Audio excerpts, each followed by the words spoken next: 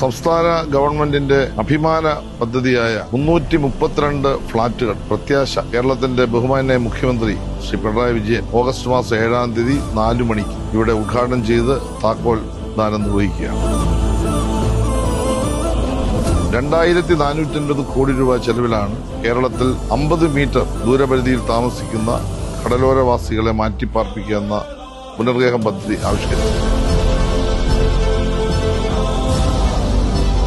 ഇതിന്റെ ഭാഗമായി ഇതിനോടകം 1300ഓളം ഫ്ളാറ്റുകൾ പൂർത്തീകരിക്കുകയോ കൈമാറുകയോ ചെയ്തു കഴിഞ്ഞു. 6000ഓളം വീടുകൾ, വ്യക്തിഗത വീടുകൾ ഇതിനോടകം നിർമ്മിച്ച് പൂർത്തീകരിച്ചു കഴിഞ്ഞു. കേരളത്തിലെ മത്സ്യത്തൊഴിലാളികളോട് ഇടതുപക്ഷ മുന്നണി ഗവൺമെന്റ് പറഞ്ഞ വാക്ക് പൂർണ്ണമായി പാലിക്കപ്പെടുന്നു എന്നതാണ് 7-ാം തീയതിത്തെ താക്കോൽദാന ചടങ്ങോടുകൂടി ഇവിടെ നടപ്പാകുന്നത്.